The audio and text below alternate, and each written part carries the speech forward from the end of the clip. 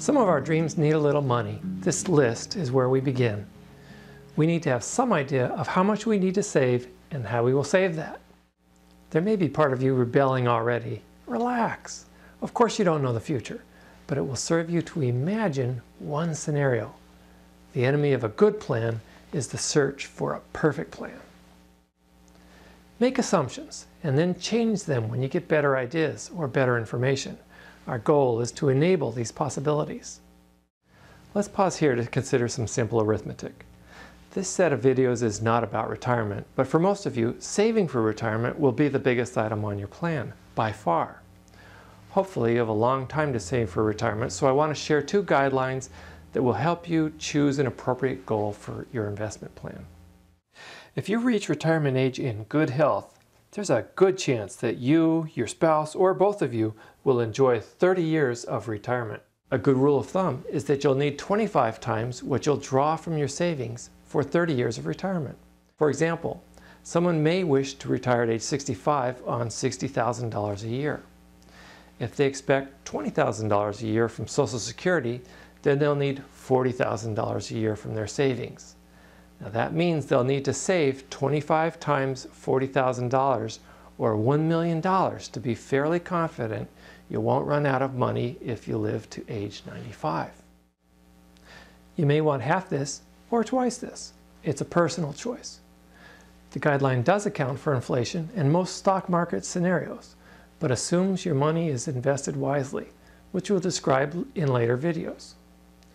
Invest money you'll need soon very conservatively, like in a money market or a bank CD, definitely not the stock market. On the other hand, money you'll need beyond 10 years really must be invested in a portfolio of stocks and bonds, and that is what most of my videos will help you understand how to do correctly. But Rick, you say, the stock market is way too volatile. Correct. This is a history of annual returns of large company stocks. In any given year, the value might fall by half. Look what happened in 2008. Now let's look at the historical outcomes for holding stocks still longer. Each bar represents the return after holding for 10 years. Sometimes people lose money after holding 10 years, like 2008. But most of the times, stocks outperform an even bigger risk, inflation. Your risk of losing your investment in the stock market is small over a long holding period. Your risk of losing the value of your investment due to inflation is much larger.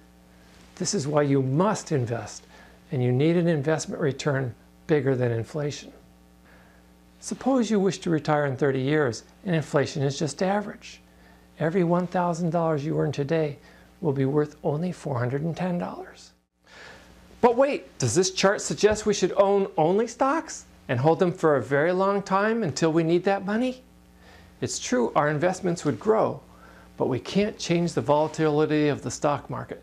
Remember, we saw that in any given year, your stock holdings might lose half their value. We'll see in rule number 3 that each year we want to gradually convert some of our stocks to bonds so that we don't hold too much risk by the time we need the money.